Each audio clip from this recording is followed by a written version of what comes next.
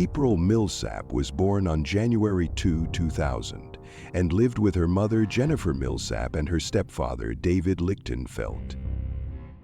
Quiet and introverted, April had a gentle soul that naturally drew people to her. She radiated kindness and was always willing to go the extra mile for those she cared about. Her mom often described her as having a heart of gold. In many ways, April was like most teenagers. You'd find her surrounded by close friends, in a happy relationship with her boyfriend Austin, and doing well in school. Her relationship with Austin had lasted over a year and a half, which for a teenager felt like an eternity. Like many of her Gen Z peers, April loved spending time playing computer games. When she wasn't in class or out with friends, she was usually glued to her computer screen, immersed in digital worlds. But April wasn't just about gaming. She had big dreams and a huge heart. Her love for animals inspired her to pursue a future as a veterinarian, imagining a life dedicated to helping creatures in need. Recently, she had developed a new passion: fitness. Her aging dog Penny had become her workout buddy, accompanying her on daily walks. Penny wasn't just a pet, she was April's loyal sidekick and adventure partner. Every morning, Penny would eagerly wait by the door, ready to explore new trails alongside April. Their walks had become a cherished ritual, strengthening their unbreakable bond. On July 24, 2014, everything started like any other day. The weather was gorgeous, and April decided to take Penny for their usual walk. But as the hours ticked by, her family grew increasingly concerned. April hadn't returned home. As evening turned to night, Jennifer grew frantic. She texted April, but there was no reply. Calls went straight to voicemail. Panic set in, and by 9 p.m., Jennifer felt she had no choice but to call the police. Overwhelmed with fear, she struggled to describe what was happening, hyperventilating as she recounted the situation. An officer eventually spoke with David, who, upon hearing the news, immediately informed his boss and rushed home. The police sprang into action, wasting no time. They began piecing together April's last known movements, retracing her regular walking routes, speaking with friends and family, and looking for any clues. When Jennifer mentioned April's boyfriend, Austin, investigators quickly reached out to him. Austin revealed that he had received a text from April earlier in the day, but after that there was nothing. Total silence. As the hours dragged on, worry turned into outright fear. Then, investigators stumbled upon something chilling: April's last text to Austin. It was short but haunting. "I think I'm about to be abducted." Those 7 words stopped everyone in their tracks, sending a wave of terror through the search efforts. Her phone, now either turned off or dead, had gone completely silent. The cryptic message only deepened the urgency of the investigation. Officers split into teams. Some stayed with Jennifer, offering comfort and support, while others fanned out, searching the area and following any lead that could shed light on what had happened to April. Later that evening, a 911 call delivered the chilling confirmation of their worst fears. A man riding bikes with his wife along a local trail reported an unsettling incident. We just found a body along the mountain bike trail. Is it a male or a female? Female. About how old do you think she is? I think it's that close. Okay. Is she on the trail? No, she's off the trail. She comes back to the woods, her clothes are all taken off. A large black dog had approached them, clearly distressed, and acting as though it wanted them to follow. The dog was persistent, nudging them and refusing to leave them alone. Alarmed but intrigued, the couple followed the dog deeper into the wooded area. What they found was heartbreaking. Hidden in a drainage ditch, partially obscured by dense brush, was a lifeless body. Sitting nearby was April's loyal companion, Penny, whimpering softly and refusing to leave her side. The sight was as tragic as it was haunting. The very bond that had brought them together on those daily walks had now led Penny to her final act of loyalty.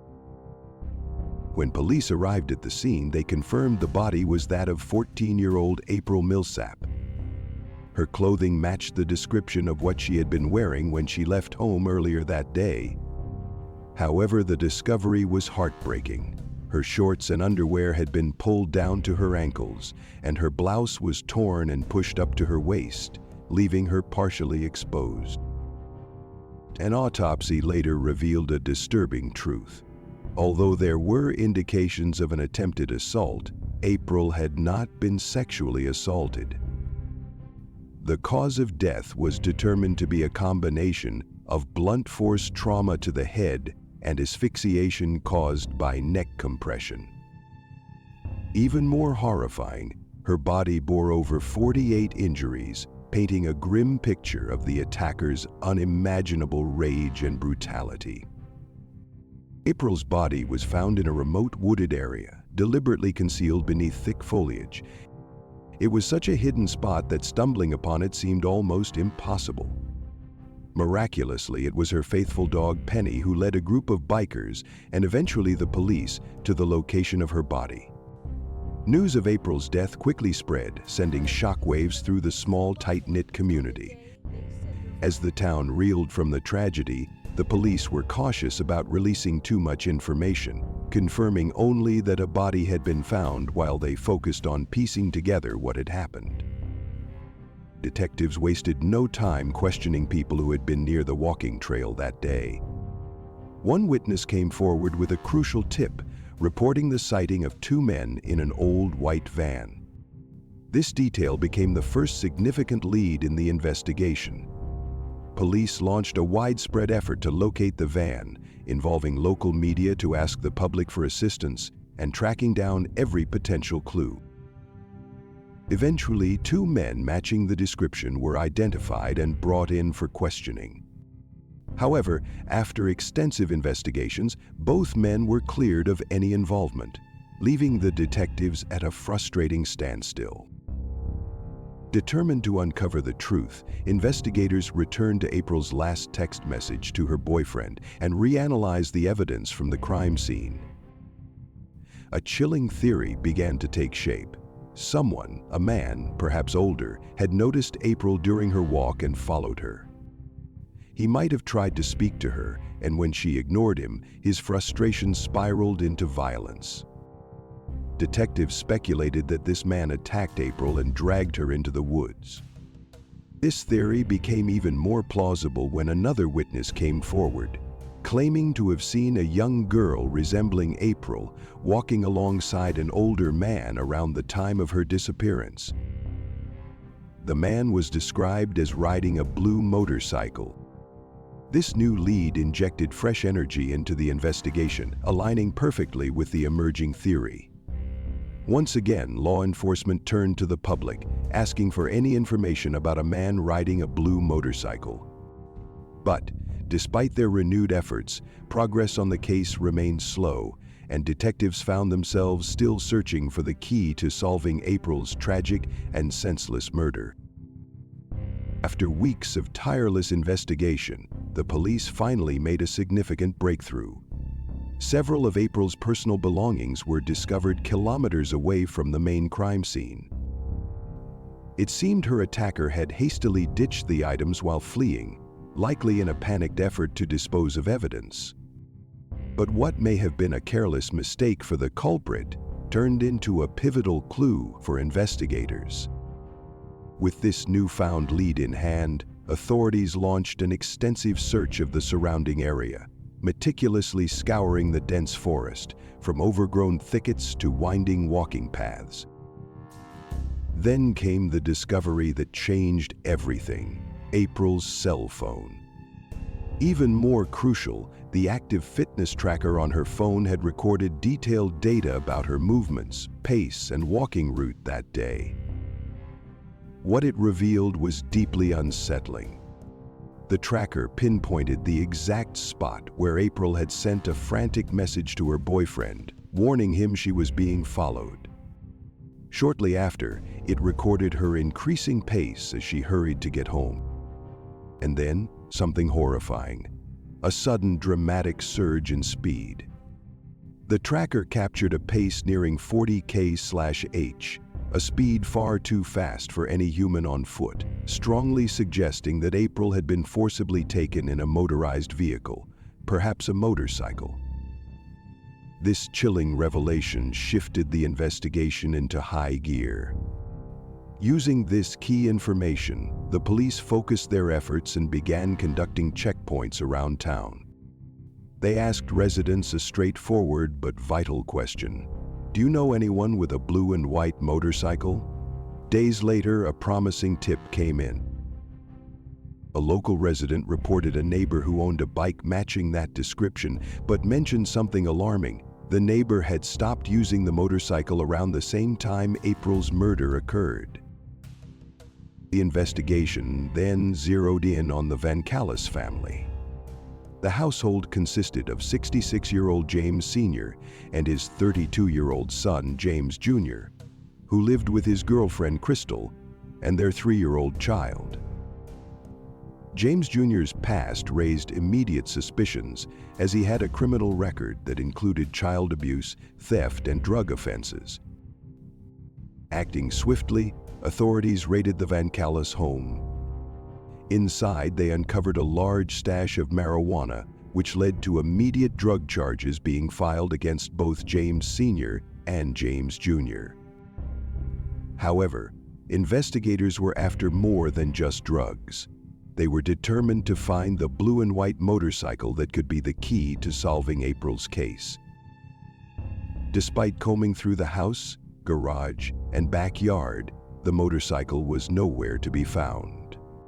What they did discover, however, was a motorcycle helmet, clear evidence that a bike matching the description had once been there. While James Sr. and James Jr. remained in custody, police collected their DNA samples to compare with evidence recovered from the crime scene. But in a frustrating and unexpected twist, the DNA results showed no physical link between either James Vancalis and April. Just when officers thought they were closing in on the truth, the case took an unexpected and deeply disheartening turn. Meanwhile, investigators discovered impressions from Nike Jordan sneakers on April's chest and neck, which they believed could hold the key to solving the case. Determined to locate the matching shoes, they launched an extensive search, but came up empty-handed. However, a video found on James Jr.'s phone showed him wearing a pair of Nike Jordans. Although not concrete proof, it was enough to heighten suspicions. As the investigation deepened, police combed through James Jr.'s computer search history and uncovered some unsettling queries like, "Why don't young women like me?" and "How to attract young women." These searches provided insight into his troubled mindset and supported the theory that James may have encountered April during her walk, followed her, and attempted to make contact. Eventually, James Jr. was arrested and charged with first-degree murder and assault with intent to commit sexual penetration. However, the case against him was largely circumstantial, leaving room for doubt. A key argument by his defense team revolved around the absence of his DNA at the crime scene. They reasoned that if there had been a physical struggle, his DNA would have been present. Additionally, they pointed out the lack of motorcycle tire tracks on the walking trail, arguing it would have been impossible for James to pursue April on his bike without leaving evidence. Both points intended to create hesitation in the jury's minds. The prosecution, however, delivered a pivotal blow when they brought James's girlfriend Crystal to the stand. Crystal testified that at around 3 a.m. on the night of the murder, she saw James scrupulously cleaning his shoes, motorcycle helmet, and bike. She also recounted his odd behavior when police arrived at their home and revealed how James had pulled her aside afterward, confessing, "I really messed up, and you need to stay loyal to me on this." Crystal's testimony proved critical to the trial. 2 years after the horrifying loss of April Millsap, the jury reached a unanimous verdict. After short deliberation, James Van Callis was found guilty on all charges. At sentencing, he was handed life in prison without the possibility of parole. As he was escorted out of the courtroom, his mother shouted, "We love you, son." Was framed. Yes, sir. I believe it. I believe it with all my heart. By whom? I have 13 grandchildren. I will put my hand to God that these officers framed my son because they had to get somebody. They had to nail somebody. It's just, they had to have somebody. The people wanted someone because they got away with it. His family adamantly maintained his innocence, insisting that James had been wrongly accused. Following the trial, James filed an appeal, continuing to proclaim his innocence. However, the appeal was denied. Months later, he tried again, only to face the same result. Despite multiple appeals, the guilty verdict remained intact. While there wasn't an abundance of physical evidence, prosecutors and law enforcement had crafted a solid case that ensured James Van Callis would spend the rest of his life behind bars. Yet, even now, his unwavering claims of innocence stand in stark contrast to a community forever grieving the loss of April Millsap. Before we jump into our next story, we'd greatly appreciate it if you could take a moment to hit the like button. It's just one simple click for you, but it means the world to us and gives us a huge boost of encouragement.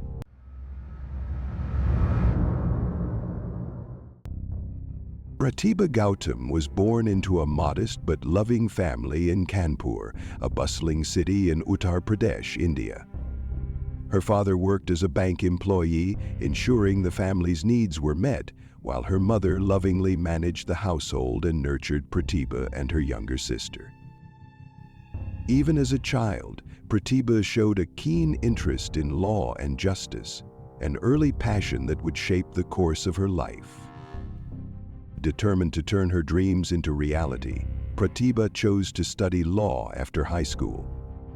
Her academic journey eventually took her to Delhi for postgraduate studies, where she worked tirelessly with one goal in mind: becoming a judge.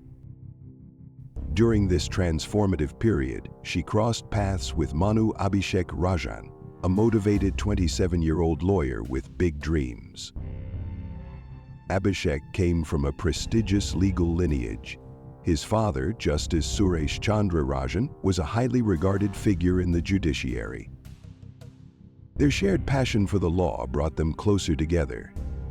From late-night study sessions in libraries to relaxed strolls in the city, their professional bond blossomed into a heartfelt romance. But their love story was far from easy. While Pratibha's family supported her career aspirations, they envisioned her marrying someone from a higher social standing and dismissed Abhishek's profession, belittling him as just a lawyer. Despite the disapproval and societal expectations, the couple stood their ground and, in a bold move, secretly got married in 2016. By 2015, Pratibha had secured a prestigious role as a judicial assistant. Her dedication, hard work, and professionalism quickly earned her respect among her peers. At the same time, Abhishek was steadily carving a name for himself at Delhi court, making significant strides in his career. However, their relentless schedules began to weigh heavily on their marriage. After completing her studies, Pratibha was appointed as a judge in Kanpur, a position that required her to relocate alone, placing the couple in a long-distance relationship. Then, on October 8, 2016, tragedy struck. That evening, Abhishek began the long journey from Delhi to Kanpur, eager to spend the weekend with his wife. Along the way, he tried calling Pratibha multiple times, but to his surprise, she didn't answer.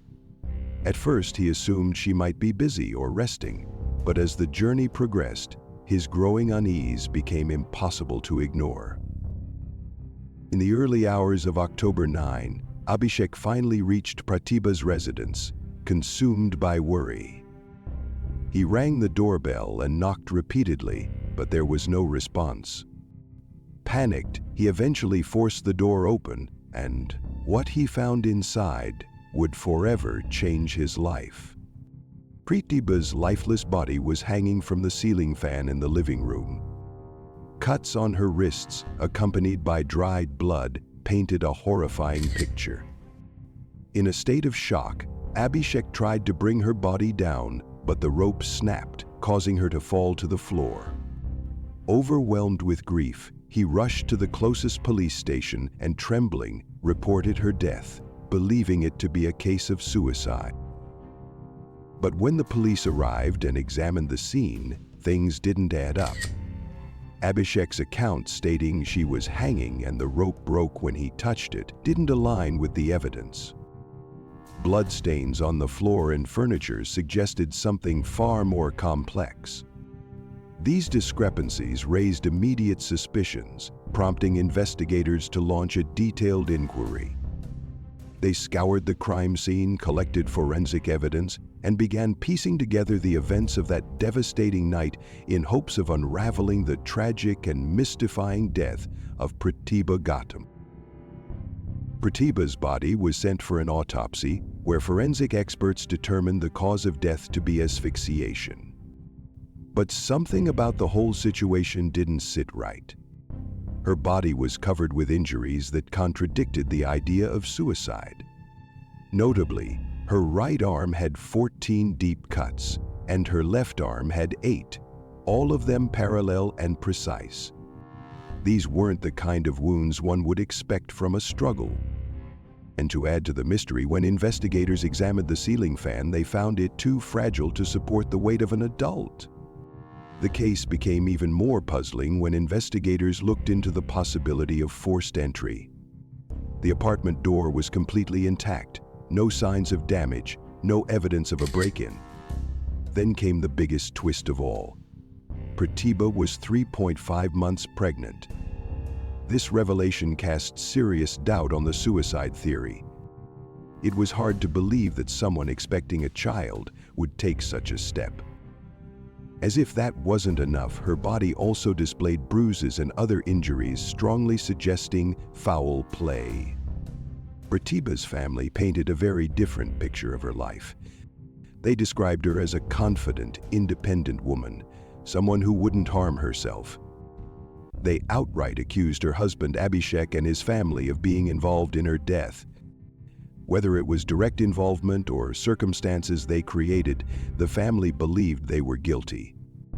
Pratibha's father wasted no time filing a formal complaint, urging the police to charge Abhishek. The case quickly spiraled into a high-stakes investigation, with accusations ranging from murder to emotional abuse that may have driven Pratibha to despair. As the investigation deepened, cracks started to appear in Abhishek's composure. Initially, he maintained a calm and consistent demeanor, but it didn't last.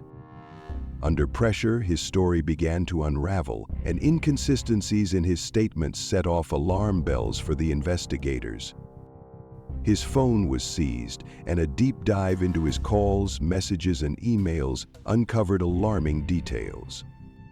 It became clear that in the months leading up to Pratibha's death, the couple had been arguing frequently, particularly about the future of their unborn child and family responsibilities. Eventually, the mounting pressure got to Abhishek, and he broke down. He admitted to harboring jealousy and frustration that had been eating away at him for years. Pratibha's professional achievements, especially her prestigious appointment as a judge, had become a source of insecurity for him. His own career ambitions had stalled, and he began seeing her success as a threat to his self-esteem. Instead of celebrating her pregnancy, Abhishek saw it as the final straw. The thought of becoming a father overwhelmed him, and he began pressuring Pratibha to terminate the pregnancy, a decision she firmly refused, leading to even more heated disputes. According to Abhishek's confession, everything boiled over on October 7. That day he was at a resort with friends when he found out about Pratibha's plans to travel to Delhi. Furious, he cut his trip short and rushed home. What happened next was a nightmare. Their argument turned explosive, and in a fit of rage, Abhishek physically attacked her. He beat her with a stick, and as she tried to shield herself, the violence escalated. He grabbed a knife and inflicted deep cuts on her arms and neck. When Pratibha collapsed unconscious, Abhishek strangled her with a scarf. In a chilling attempt to cover up his crime, he staged the scene to make it look like a suicide. Here's where the story takes a bizarre turn. Despite confessing, Abhishek later retracted his statement, claiming he was innocent. He repeatedly applied for bail, but every request was denied due to the heinous nature of the charges against him. Over the next 5 years, he remained imprisoned while his family fought tirelessly to clear his name. Finally, in April 2022, the Supreme Court granted him temporary bail as an interim measure. But to this day, the case remains unresolved, with no final verdict in sight.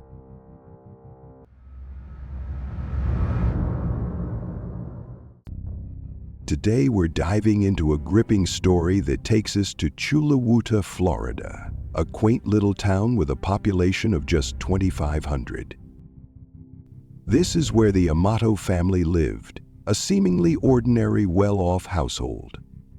Margaret and Chad Amato were the proud parents of 3 sons. Their eldest, Jason, wasn't Margaret's biological son. Chad had adopted him when Jason was only 3 years old. Later, the couple got married and welcomed 2 more boys, Cody, the middle child, and Grant, the youngest. From the outside, the Amatos appeared to have it all: financial security, a beautiful home, and a picture-perfect family life. Margaret worked as an operations manager at a healthcare company, and Chad was a well-regarded pharmacist in the community. Margaret also had a passion for horses and loved spending her free time at the stables with her retired racehorse. Meanwhile, the 3 brothers grew up closely bonded, attending football games, playing sports, and just enjoying life together. But as we know, appearances can be deceiving. Behind closed doors, life wasn't entirely as polished as it seemed. Chad was a strict father who ran the household with firm rules and high expectations. Still, the family moved forward. Jason eventually left home at 19, got married, and started a family of his own, though he stayed close to his parents and siblings. Cody and Grant, on the other hand, were inseparable. In high school, they lifted weights as teammates on the school's weightlifting team and spent hours together playing video games.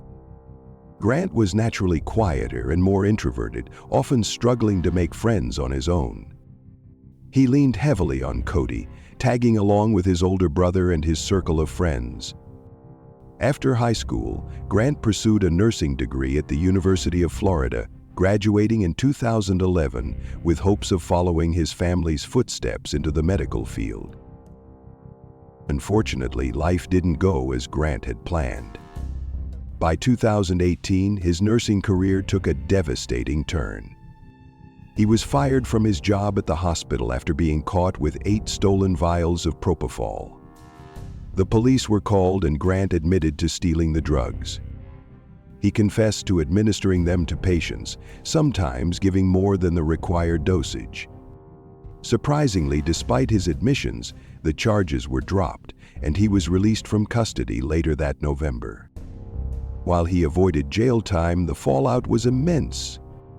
His career in nursing was over, and with no other options, Grant had to move back home with his family. But life at home grew tense. His parents were struggling to come to terms with the reality of their youngest son, now nearing 30, struggling to rebuild his life, seemingly adrift and directionless. Grant's family had been urging him to find a new job for a while, but his depression made it increasingly obvious that wasn't happening anytime soon. He showed no interest in job hunting, and every time the subject came up, it inevitably led to heated arguments at home. While his parents occasionally helped him out with money when he was in dire need, they refused to meet all his demands. Frustrated by their limits, Grant often turned to his younger brother Cody for financial assistance instead. Most days, Grant stayed holed up at home, glued to his computer screen, completely immersed in video games. His interactions with the outside world became rare as he withdrew further into an isolated, reclusive lifestyle. In an attempt to escape his monotonous routine, he stumbled upon an adult content website called freecam.com. This site allowed users to pay for private video chats with models, and it was here that he met Sylvie, an alluring and mysterious cam model from Bulgaria. Grant was immediately captivated by Sylvie, and she seemed to reciprocate his attention, making him believe they shared a genuine connection. Eager to impress her, Grant constructed an elaborate facade of a life he didn't actually live. He told her he was a professional gamer, bragged about luxury cars he didn't own, and even claimed he lived in a high-end apartment. Their online connection grew deeper, with Sylvie performing for him through dancing, modeling, and explicit acts. However, these private sessions came at a steep price, $600 per hour. It didn't take long for this expensive infatuation to spiral out of control. Grant quickly burned through $20,000 in savings, succumbing to what had become a full-blown addiction. With no job and no means to fund his extravagant spending, he began secretly using his parents' credit cards to continue his sessions with Sylvie. The truth eventually came to light when his parents noticed mysterious $600 charges on their credit card statements. When confronted, Grant tried to cover his tracks by claiming the money was an investment in promoting his Twitch channel, a supposed strategy to build his audience and hopefully earn future income. But this poorly fabricated story didn't stand up to scrutiny, and the mounting distrust only deepened the family's growing divide. Tensions ran high, arguments became a daily occurrence, and Cody often found himself stuck in the middle, trying unsuccessfully to mediate the chaos. Despite his efforts, Cody couldn't address the core issues tearing the family apart. Then came December 2018. Grant, Cody, and their mutual friend Jericho had been planning an exciting trip to Japan for months. They were eager to immerse themselves in the culture and visit a famous animation studio. But Grant's financial problems quickly turned the trip into an unnecessary strain. Determined to salvage the plans, Cody stepped up and generously covered all of Grant's expenses. For the most part, the trip went smoothly. But on the final day, things spiraled once again. Grant claimed to be feeling unwell and chose to separate from the group, leaving Cody and Jericho to continue exploring alone. What they didn't realize was that during this time, Grant stole Jericho's credit card and made yet another $600 payment for a private session with Sylvie. When Jericho later discovered the unauthorized charge, he was devastated. It was just another betrayal in a long list of poor choices that continued to fracture the already fragile relationships in Grant's life. When the family returned from Japan, the tension was impossible to ignore. It felt like everything was on the verge of exploding. By late December 2018, Chad discovered yet another set of missing funds while reviewing their bank statements. Frustrated and desperate for answers, he confronted Grant, which led to an intense argument. Furious, Grant stormed out of the house without saying where he was going. That night, Margaret, deeply worried about his mental state, decided to call 911. She was terrified he might harm himself, especially since he'd been acting so withdrawn and downcast in recent weeks. But Grant hadn't disappeared entirely. He had gone to his aunt's house in Florida. She welcomed him at first, but it didn't take long for her to notice something was off. Grant stayed up all night and slept throughout the day, and soon strange charges started popping up on her bank account, adding up to hundreds of dollars. Suspicious, she looked into it and realized all the charges were tied to Sylvie. And that wasn't the only discovery. She also found out that Grant had been using credit cards belonging to his uncle, grandmother, and even other family members, all without their permission. When his aunt revealed this to Chad, the sheer size of the problem was staggering. Grant had racked up $150,000 in debt. Heartbroken and desperate to fix things, Chad begged the family not to involve the police. He promised to pay off the debt himself if it meant keeping Grant out of further trouble. Feeling exhausted and out of options, the family decided it was time for more drastic action. They confronted Grant at home, laying everything bare. They reminded him of all the chances he'd been given and made it clear that this behavior couldn't go on. To their surprise, Grant didn't argue this time.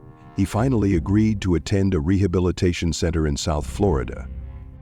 The facility primarily specialized in substance abuse recovery, but the family hoped it could address Grant's compulsive behaviors too.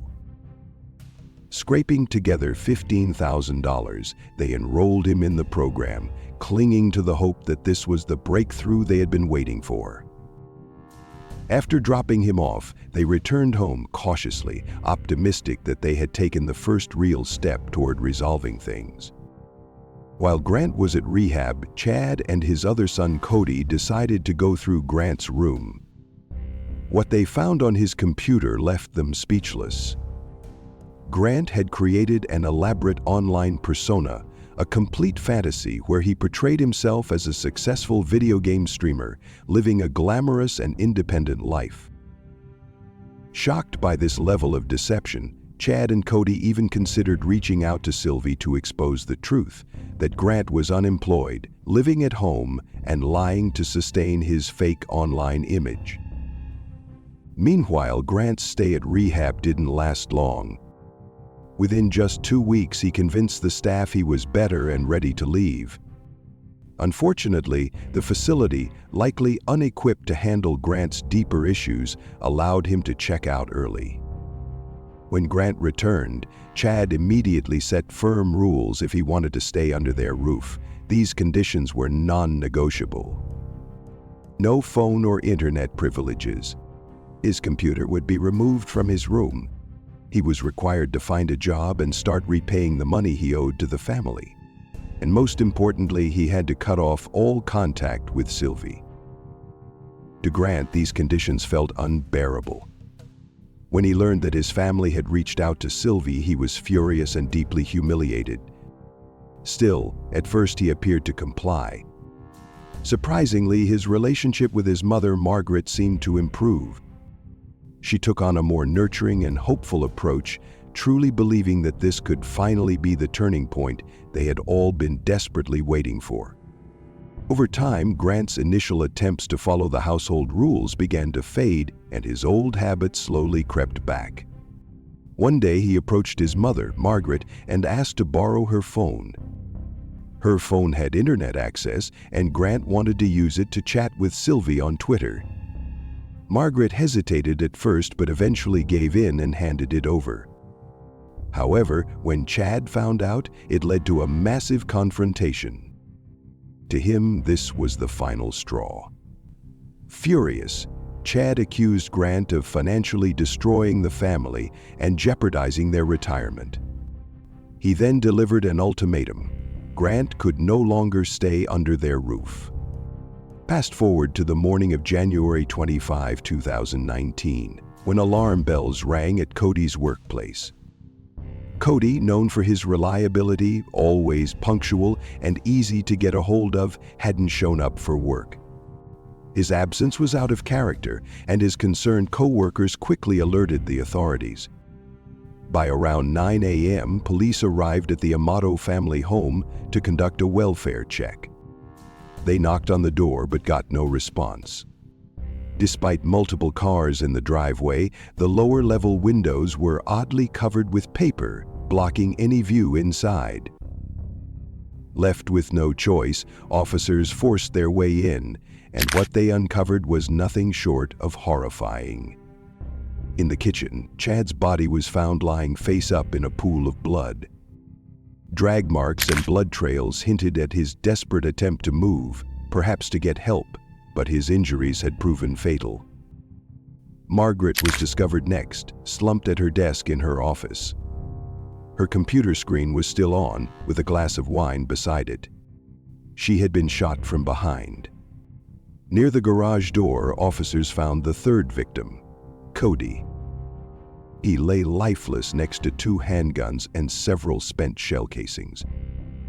Initially, investigators considered the possibility of a murder-suicide, suspecting Cody had killed his parents before taking his own life. But as they examined the evidence more closely, the pieces didn't add up. Something felt off. And one glaring fact stood out. The only family member unaccounted for was Grant. The very next day, police tracked down Grant's car in the parking lot of a hotel in Orange County, Florida. Inside the room, they found Grant himself. Body cam footage captured the tense moments as Grant crawled on the floor before surrendering to the authorities. Surprisingly, investigators found no physical evidence on Grant or at the crime scene that directly tied him to the murders.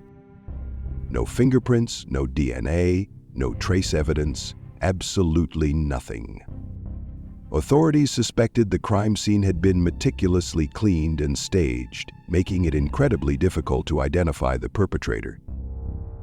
Because of this, Grant wasn't immediately arrested, but he was brought in for questioning, a grueling interrogation that lasted over 7 hours. During questioning, Grant spoke in detail about the family conflicts, financial struggles, and all the events that had unfolded in the months leading up to the tragedy. Interestingly, he appeared forthcoming about these issues and didn't seem to be crafting lies. He recounted that on the evening of January 24, his father Chad confronted him and demanded that he move out. According to Grant, he packed a bag and left without any argument. Before leaving, he claimed his brother Cody stopped him, promising to mediate and try to smooth things over with their parents. One detail from the interrogation stood out. Grant never once asked what had happened to his family. Even when detectives showed him photos from the crime scene, including graphic images of the victims, his reaction was strikingly subdued. Although he appeared somber, he repeatedly insisted he had nothing to do with the murders.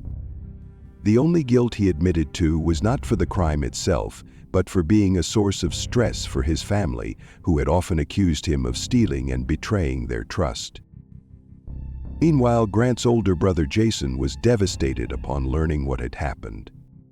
When he finally saw Grant, he hugged him tightly and broke down, pleading through tears, "If you had anything to do with this, please, as your brother, tell me.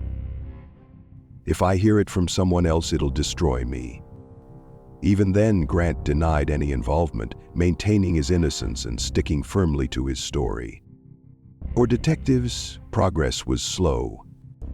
They were determined to build a strong case against Grant, but the complete lack of physical evidence kept them at an impasse. That's when Cody's girlfriend stepped forward with an important tip. She revealed that Cody had confided in her about his growing concerns regarding Grant's obsession with money. According to her, Cody believed Grant might be willing to do anything to obtain the cash he so desperately craved. This revelation gave investigators a critical piece of insight, the motive, which further deepened their suspicions about Grant.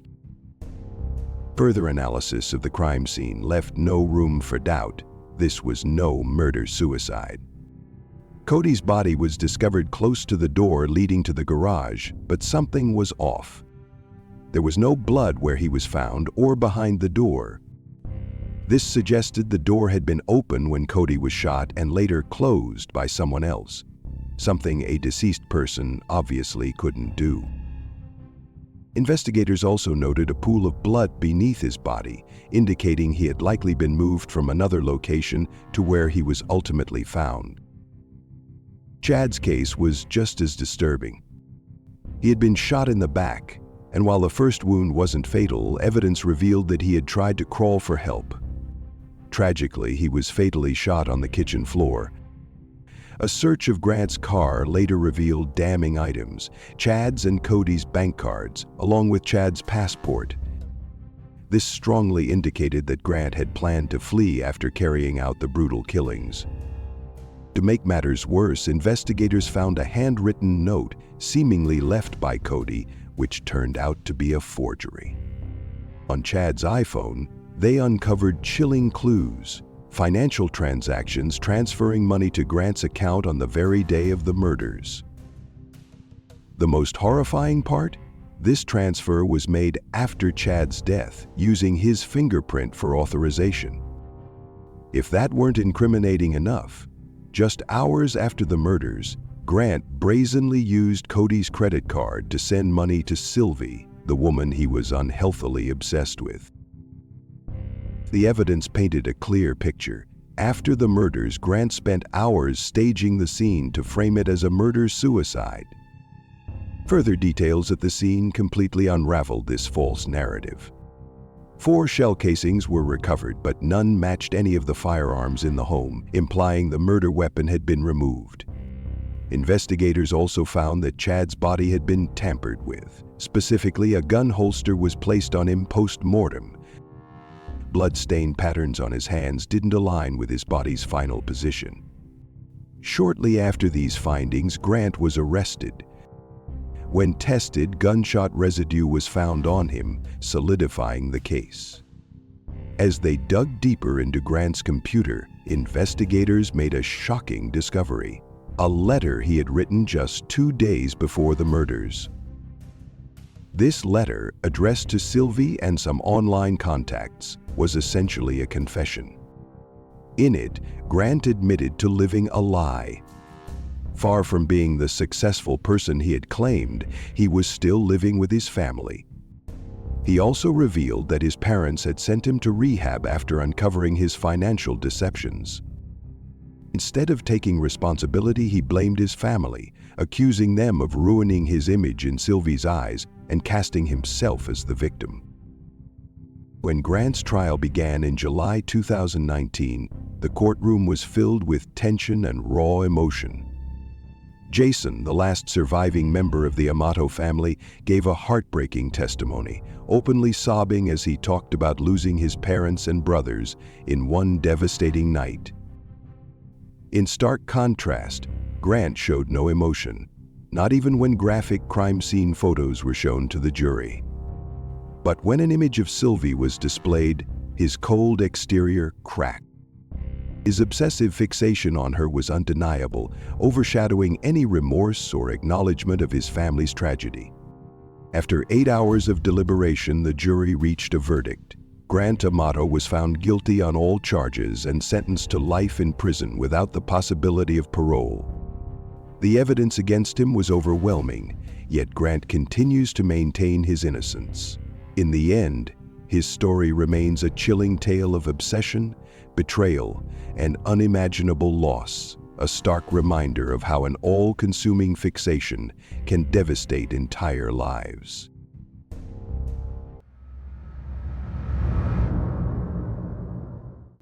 Megan Newborough was a vibrant 23-year-old from Nuneaton, England, known for her strong family bonds, a tight-knit group of friends, and an infectious zest for life. She worked in the Human Resources Department at Ibstock, a brick manufacturing company, where she thrived and truly enjoyed her role. Her future was full of promise. She was planning to buy her first home, excelling in her career, and recently, her love life had taken an exciting turn. Just a few weeks earlier, Megan had started dating a colleague, Ross McCullum. Friday, August 6, 2021 seemed like any other warm summer evening. Around 7:30 p.m., Megan left her family home, saying she was going for a walk with a work friend and assuring her family she'd be back before dark. While part of that was true, the evening wasn't just about a casual stroll. She was meeting Ross, her new boyfriend. But Megan didn't return that night. Her family, knowing her to be dependable, quickly became worried. It wasn't like her to stay out without checking in. By the following morning, when there was still no word from her, their concern deepened into fear. On Saturday afternoon, they reported Megan missing to the police, explaining that she had gone to meet Ross. The investigation moved quickly. When police arrived at Ross's family home in the Windsor area, he wasn't there, but his father willingly assisted, helping officers contact him. Hi, it is Ross, yeah. Hi Ross, my name's Mia. I'm a police officer with Warwickshire Police. Hello. We've just come to your mum and dad's house. We're just looking for Megan. She's been reported missing. Have you seen her at all? She came on Friday. I've been trying to call her loads. Have you? She came on Friday for about an hour. Yeah. Then she left about 9ish. Okay. I went to McDonald's. Yeah. And then she gave me a call When again. Ross finally spoke with the police, his story was oddly detailed, almost rehearsed, which immediately raised red flags. Meanwhile, Megan's family didn't wait passively. Using a phone tracking app, they traced her phone's last location, hoping for answers. For a moment, they felt a flicker of hope. But that hope soon faded into a chilling realization when they found her phone discarded in bushes along Hermitage Road. It was completely out of character for someone as organized and responsible as Megan to leave her phone behind. Only 13 hours after Megan had been reported missing, the case took a harrowing turn. That evening, Ross McCullum was arrested on suspicion of abduction. At this moment in time, we have reason to suspect your involvement in the disappearance of Megan Newbury, and as a result, I'm arresting you on suspicion of kidnap. So you do not have to say anything.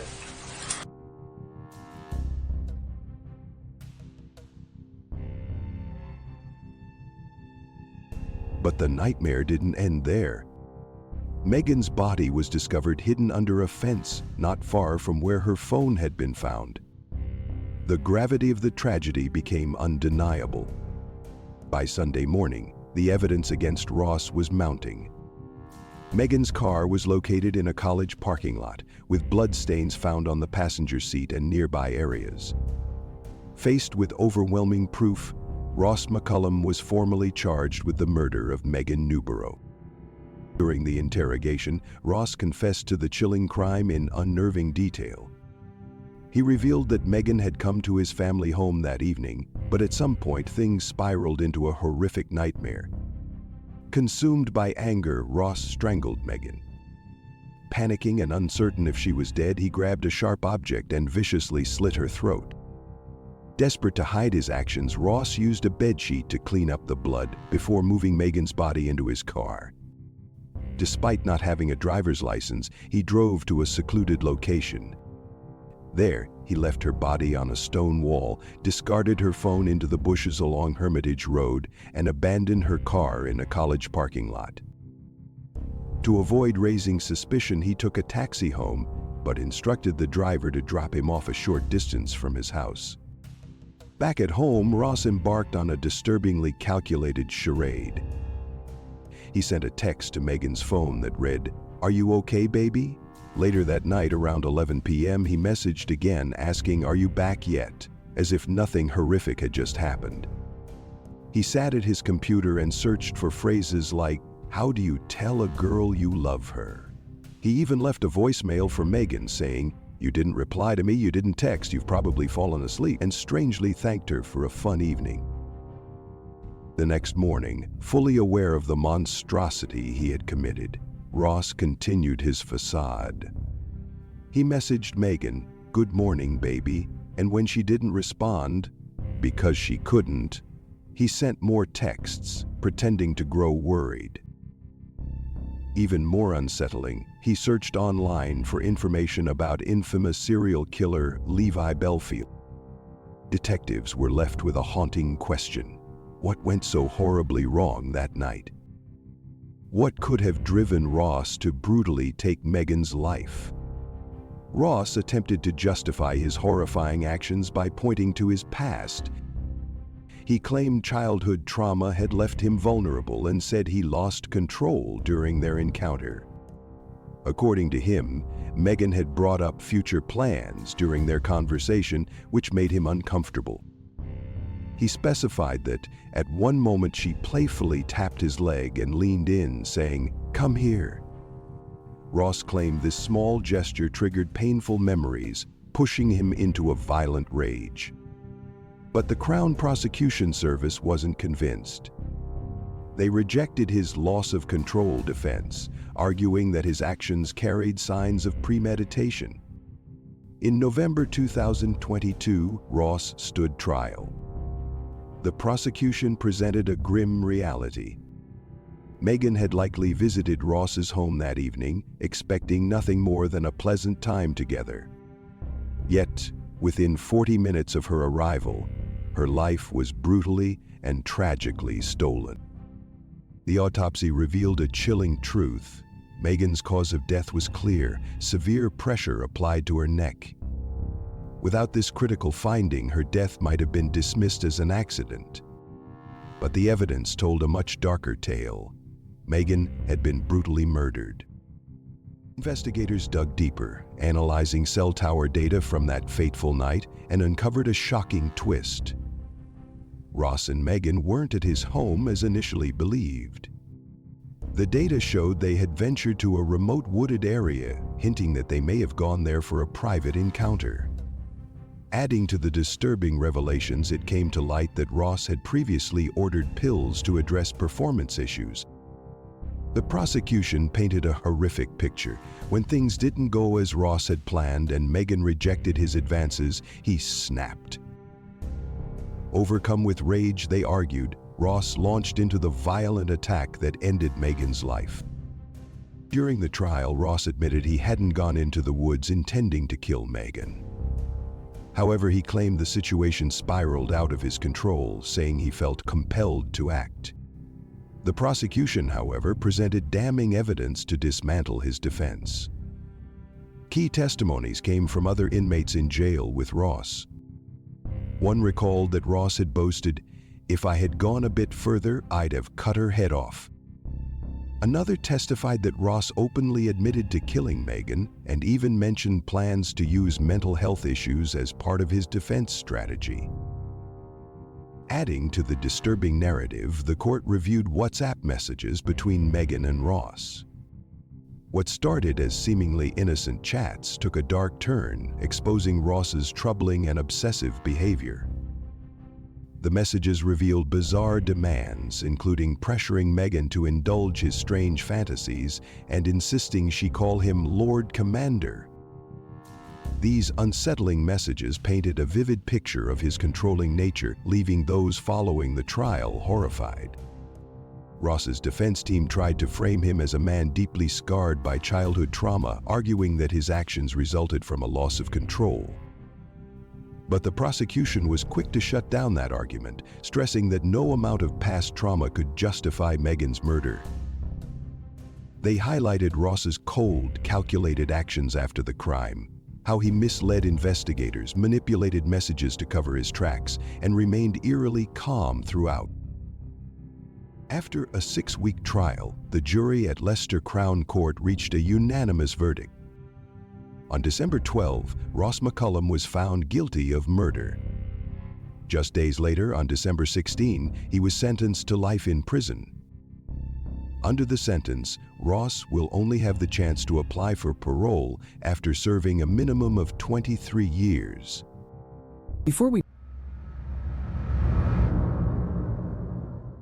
Mark van Dongen was born in the Netherlands in 1987, full of ambition and promise as he pursued a future in civil engineering during his university years. Eager to advance his career, Mark made a bold decision to relocate to Bristol, England. However, just months before the move, his life took a heartbreaking turn. Following a one-night encounter, Mark was diagnosed with HIV, a revelation that shook him to his core. Determined to regain control of his life and seeking solace, he turned to an online dating platform designed for HIV-positive individuals. After settling in Bristol, Mark met Berlina Wallace, a woman 17 years his senior who had immigrated from South Africa. Born in 1969, Berlina had once aspired to become a fashion designer, but her life had been shaped by deep trauma. In 1994, she endured a brutal gang attack that left her physically and emotionally scarred. Following this tragedy, Berlina also tested positive for HIV. Like Mark, she turned to online dating in search of comfort and companionship. The pair began dating in 2010, and initially their relationship seemed promising. They quickly grew close and decided to move in together. But over time, Berlina's behavior shifted. She became increasingly controlling and manipulative, a change that did not go unnoticed by those close to Mark. Friends and family observed troubling patterns, frequent angry outbursts, and her growing hold over him. In one particularly harrowing incident, Berlina poured boiling water on Mark as he slept. Although horrified, Mark was too afraid to confront her or report the incident, later downplaying the injury to his doctor by claiming it was an accident involving tea. Trapped in an increasingly toxic relationship, Mark attempted to break free, but Berlina used guilt and emotional blackmail to keep him from leaving. For 5 tumultuous years, their relationship dragged on, with Mark feeling increasingly suffocated. By August 2015, however, he had reached his breaking point. He met a woman named Violet, whose warmth and kindness gave him a renewed sense of hope. For the first time in years, Mark began envisioning a life beyond Berlina. But Berlina refused to accept their separation. Consumed by jealousy, her behavior spiraled into obsession and erratic actions. She inundated Mark with threatening messages and clung desperately to their relationship, refusing to let go. In an effort to pacify her, Mark even offered financial support, but it only seemed to deepen her fixation. Berlina began stalking both Mark and Violet, bombarding them with harassing calls and issuing ominous threats. She also hinted at self-harm, blaming Mark for her anguish and amplifying his sense of guilt and fear. What had once been the beginning of a hopeful connection for Mark had now descended into a harrowing, inescapable nightmare. Back in September 2015, Mark made a difficult decision. He wanted to visit Berlina's home one last time to end their tumultuous relationship on a calm and peaceful note. He assured his new girlfriend, Violet, that this meeting would mark the end, a clean break. With that, he headed over to Berlina's apartment. That evening, Mark ended up falling asleep in a separate room. But in the dark, quiet hours, around 3 a.m., he was abruptly startled awake by Berlina's haunting words, "If I can't have you, no one can." Before he had time to comprehend what was happening, she threw a bottle of sulfuric acid directly onto his face and body. The acid attack inflicted horrifyingly immediate injuries, eating through Mark's skin and searing into his muscles. Overwhelmed by unbearable pain, he managed to stumble out of the room, screaming in agony as he escaped her apartment. His injuries were so severe that his skin began peeling away, leaving grotesque and heartbreaking evidence of his suffering as he made his way into the night. His desperate cries for help woke the neighbors. At first, confused and disoriented, some assumed it was a cruel prank. But soon the horrifying reality sank in. Mate, it's okay. Okay, well, tell me exactly what's happened. I was in my garden having a cigarette and I heard a gentleman shouting from a distance away. I went out into my road to investigate and basically he was just shouting for help and... Can you ask him what's happened? I'm not sure what's happened. Excuse me, mate. Excuse me. Hello? What's happened, please? Somebody threw acid over there. Someone threw acid over his face, apparently. Did acid thrown over his face? Yeah. Okay, bear me a second. Is the attacker still nearby? Who did it to you, please? My ex, His ex. All right, my love. Is she still there? Has she gone? Is he or she still here? I don't know. That's okay. That's about it, my love. Don't worry. Okay. They quickly sprang into action, pulling Mark to safety into a nearby apartment and doing what they could to ease his pain, pouring cold water over his burns in an attempt to provide some relief. Paramedics rushed to the scene shortly after, finding Mark in unimaginable agony. His injuries were devastating. His left eye had been blinded, and his entire body was riddled with vicious chemical burns. Despite his horrifying condition, Mark was still able to identify Berlina as his attacker. Meanwhile, back in her apartment, Berlina's reaction was disturbingly detached. She didn't seem fazed by the horrific scene or by Mark's screams for help. She didn't call 911, didn't seek help. Instead, she made a casual phone call to a friend, showing zero remorse. By the time police arrived, her unnervingly calm demeanor and the blatant lack of empathy immediately raised red flags. She was arrested on the spot, and the bottle of sulfuric acid, its label purposefully removed, was collected as key evidence in the case. But that wasn't all. As investigators delved deeper, they uncovered chilling proof of premeditation. For weeks leading up to the attack, Berlina had been obsessively researching sulfuric acid, meticulously studying its effects on the human body. She had even gone as far as purchasing a bottle of 98% concentrated sulfuric acid on Amazon. After it arrived, she deliberately removed its label to cover her tracks. And then, during questioning, her explanation. She ridiculously claimed she thought the bottle contained water and that she didn't know it was acid. Needless to say, the overwhelming evidence completely dismantled this absurd story. Doctors assessing Mark's injuries painted a devastating picture of the damage he had sustained. A staggering 25% of his body was covered in severe burns. Some areas were so badly injured that the tissue had turned blackened from the chemical burns. He was placed into intensive care and put into a medically induced coma to give his body a chance to stabilize after the brutal attack. Tragically, complications from his injuries led to poor circulation in his left leg, adding yet another layer to his fight for recovery. As police dug deeper into the case, they uncovered even more disturbing aspects of Berlina's behavior. Friends and family opened up, sharing chilling accounts of her history of control and cruelty throughout their relationship. Among the stories was a particularly shocking incident where she had scalded Mark with boiling water. Many described her as manipulative and unstable, painting a grim picture of the toxic relationship Mark had been trapped in. Investigators also uncovered troubling confessions Berlina had made to her therapists, where she admitted to uncontrollable rage and an unsettling urge to destroy everything around her. Perhaps the most damning piece of evidence, though, was buried in Berlina's internet search history. Investigators discovered that she had visited 82 websites, yes, 82, solely focused on sulfuric acid, its long-term effects, and details of other acid attacks. This wasn't a spur-of-the-moment incident or a crime born out of sudden anger. No, it was deliberate.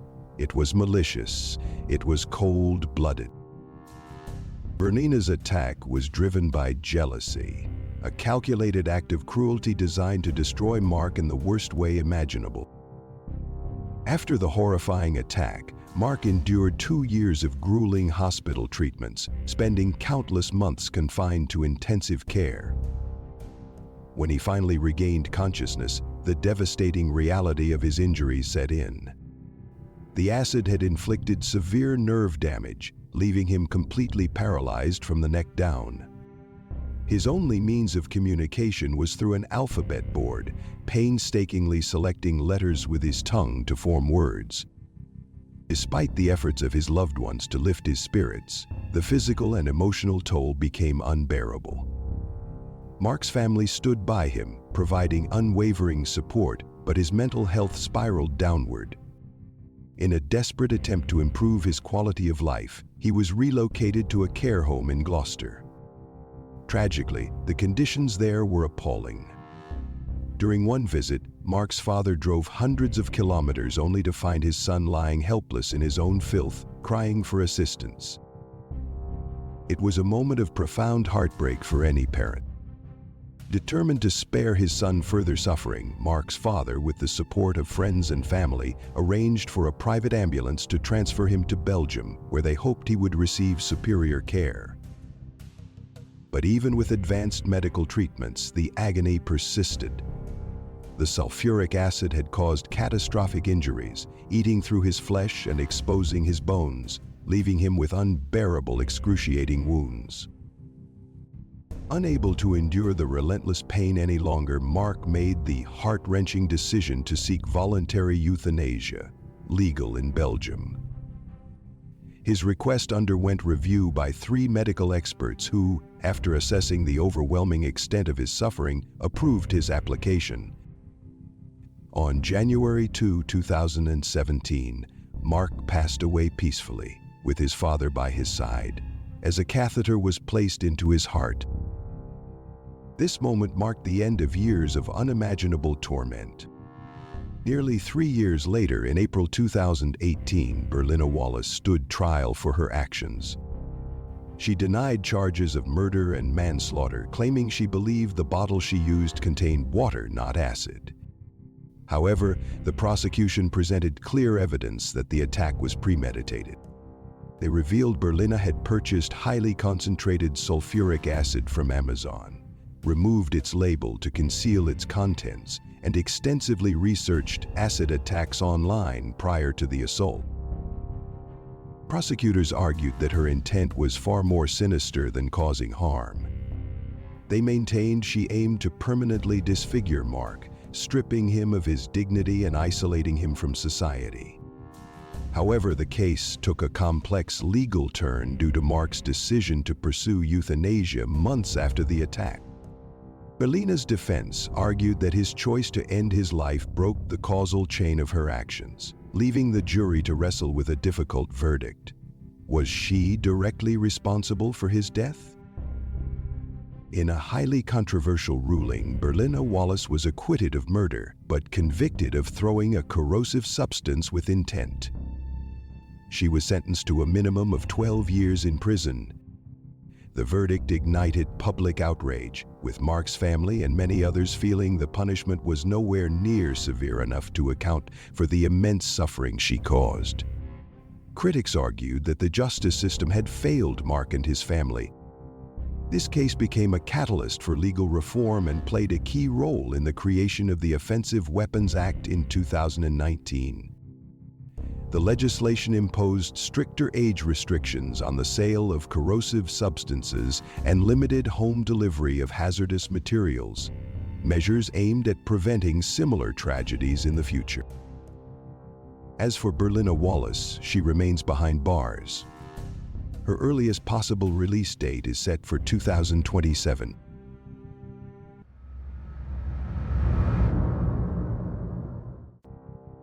Valerie Reyes was born on April 1, 1994, in New Rochelle, New York. She was the beloved only daughter of her parents, Sal and Norma, and grew up with an older brother and 2 younger siblings.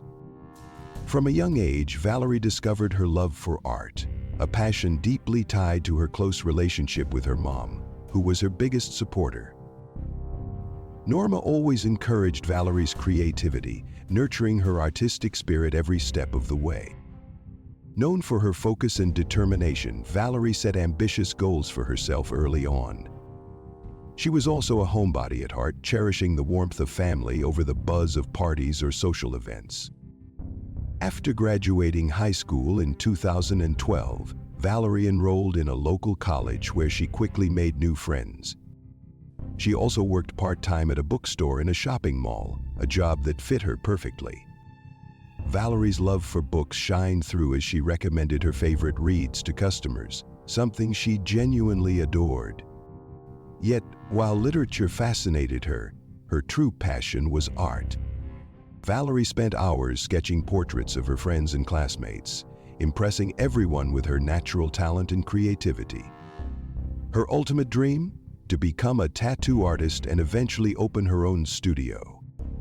She worked toward that goal with determination, but behind her vibrant creativity, Valerie quietly battled anxiety and depression, struggles she faced with quiet, unspoken strength.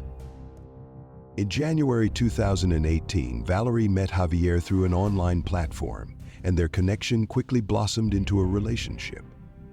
However, after 3 months, Valerie decided to call it off, realizing it wasn't the right fit. Javier, on the other hand, had difficulty letting go and continued reaching out to her. By the time Valerie turned 24, she had started a new chapter in her life. She had moved into a basement apartment and was living on her own for the very first time. Though she was excited about her independence, the move wasn't without its challenges. Her anxiety grew more intense, and being away from her family often amplified her fears and feelings of isolation. On Sunday, January 27, 2019, Valerie spent the day at home with her family. Everything seemed completely normal. There was nothing out of the ordinary.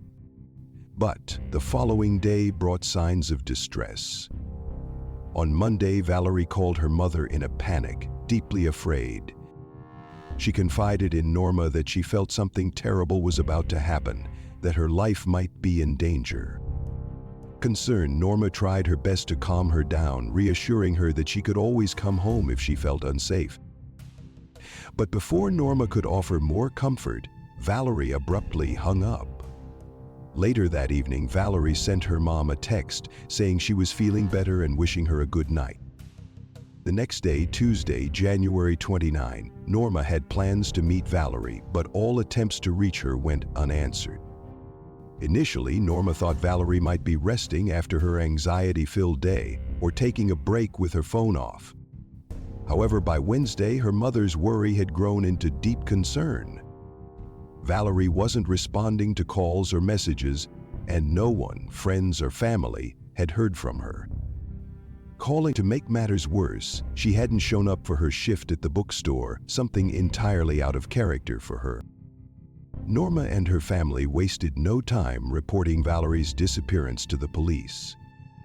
They shared detailed descriptions of her physical appearance and the events leading up to her sudden vanishing, making every effort to alert the community. The case quickly grabbed widespread attention as concerns about rising violence against women in the area had been growing. Investigators began their search at Valerie's apartment, but there were no signs of forced entry, a struggle, or theft. However, small blood stains were found in her bathroom and other areas. While these stains didn't immediately raise alarm, they pointed to the need for a deeper investigation.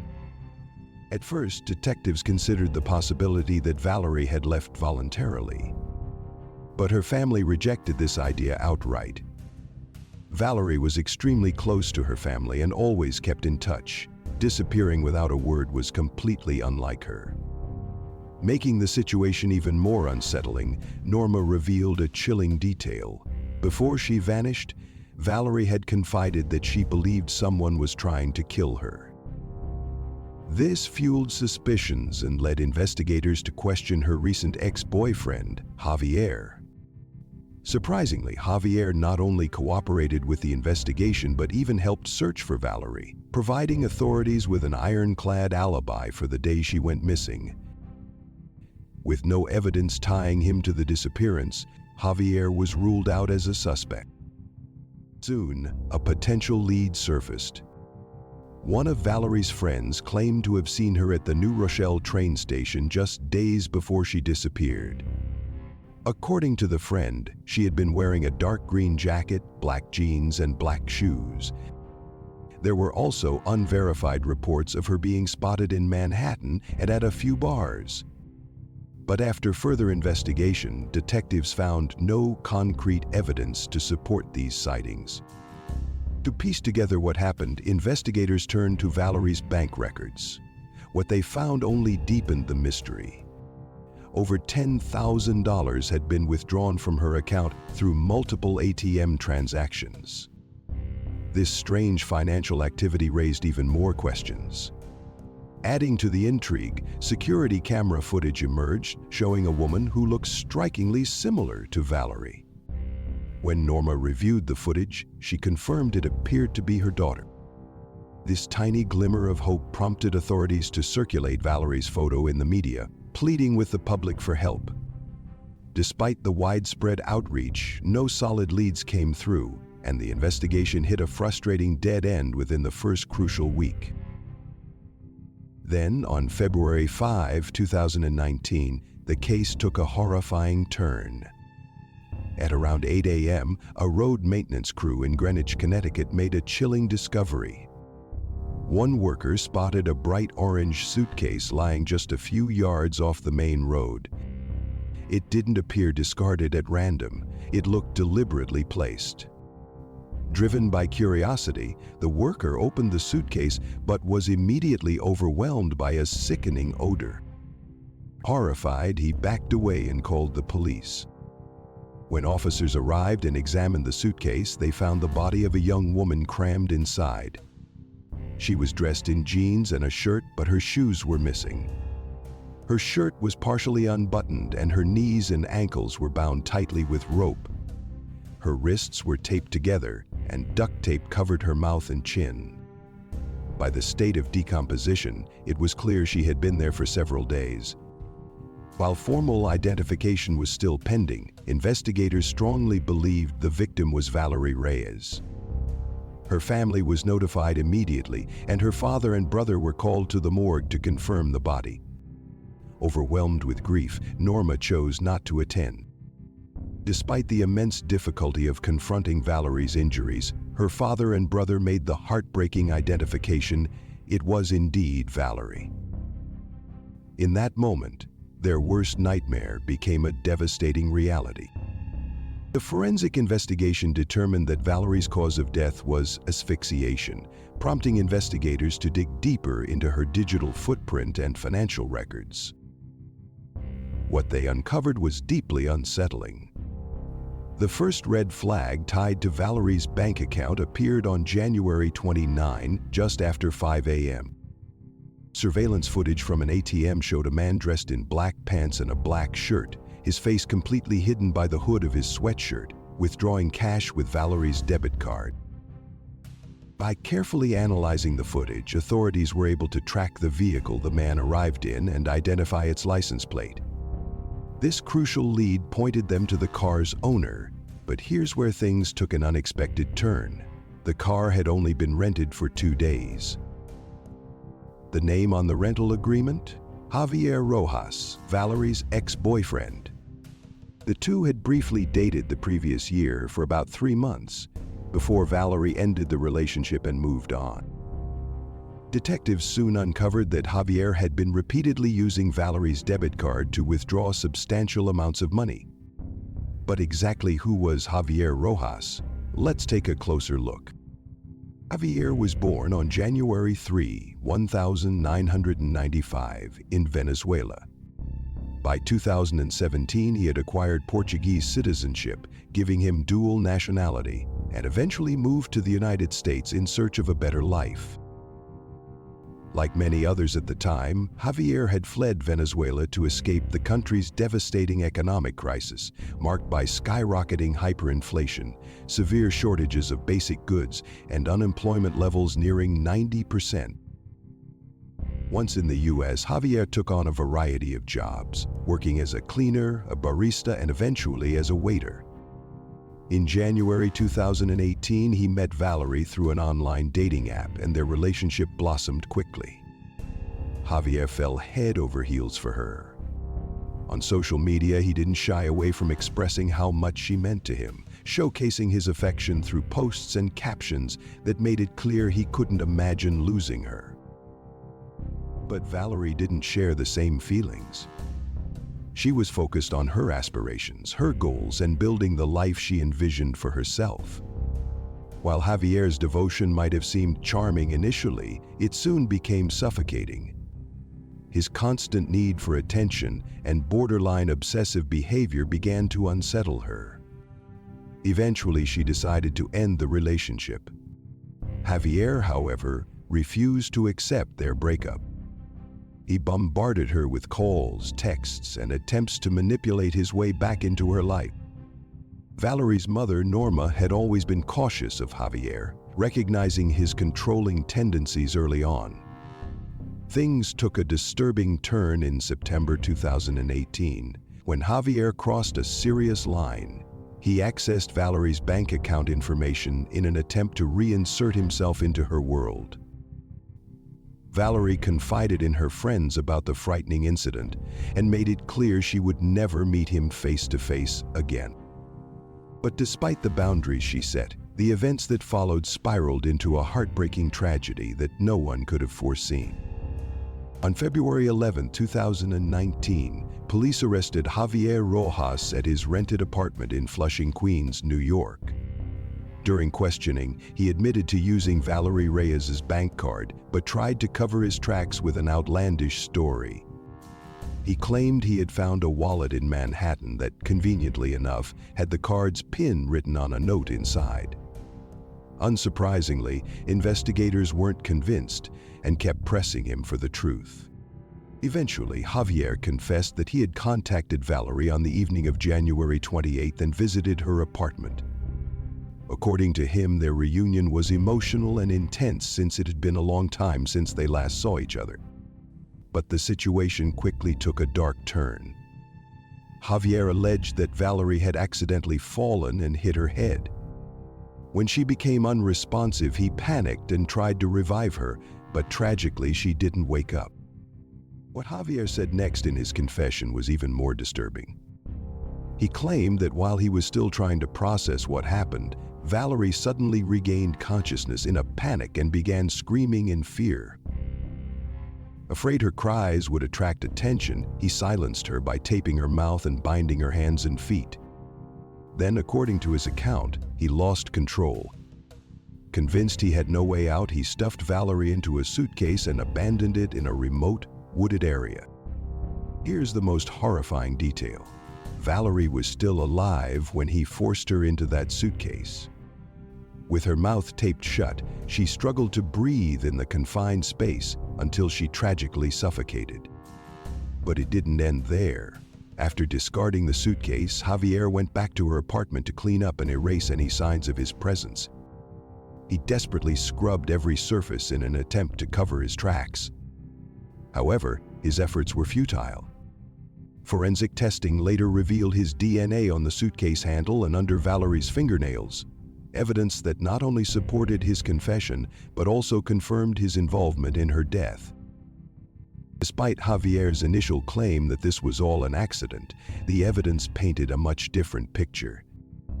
Investigators uncovered that Valerie had frequently told her friends and family she wanted nothing to do with him anymore. Those closest to her confirmed she had no intention of reconnecting with Javier, directly contradicting his version of events. The very next day, on February 12, 2019, Javier Rojas was charged with kidnapping, resulting in death. His defense team pushed for leniency, pointing to his clean record and a difficult upbringing. However, the prosecution argued that Valerie's murder was calculated and deliberate, leaving no doubt about his intent. On February 5, 2020, Javier pleaded guilty to all charges. While he expressed some remorse during the court proceedings, he never directly apologized to Valerie's grieving family. In the end, Javier Rojas was convicted of Valerie Reyes' murder and sentenced to 30 years in prison. Before we conclude this video, please be aware that the video on the left may be disturbing. It is recommended for adult viewing only. On the right, you'll find a playlist of videos that have been highly appreciated by our viewers.